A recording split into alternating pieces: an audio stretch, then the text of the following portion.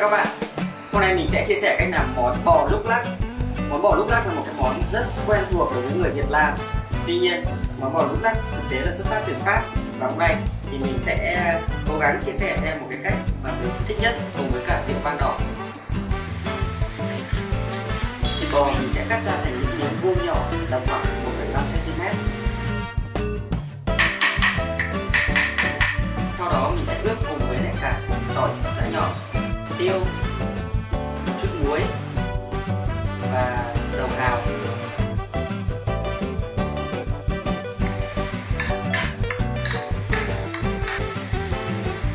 Đối với ớt chuông và hành tây thì chúng ta cũng thái thành từng miếng vuông nhỏ khoảng 2 cm.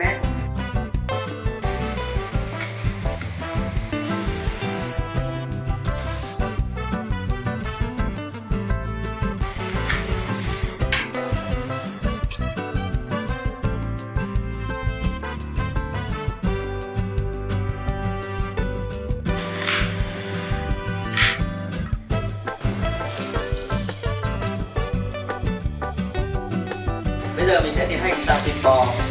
Để xào thịt bò thật ngon, các bạn là cần cho lửa lớn. Xào trong vòng 2 phút.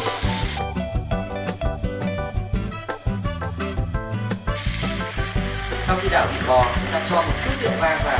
Rượu vang vào sẽ làm dậy mùi của món ăn.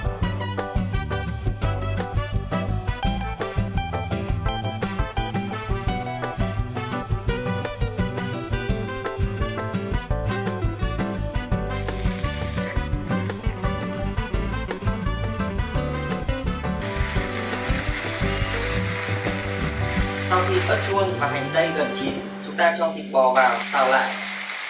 Nếu bạn muốn món bò lúc lắc có thêm nhiều sốt thì chúng ta có thể cho thêm nước sốt bao gồm dầu hào, đường.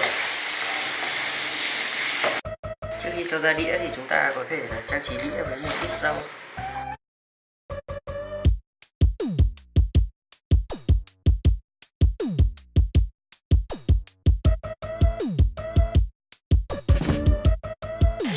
Chúng ta sẽ thêm một chút khoai tây vào đây.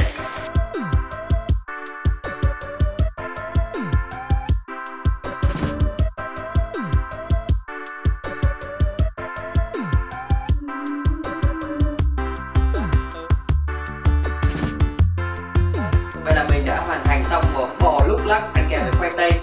Vậy tiếp theo sẽ là món gì? Mời các bạn đón xem video tới.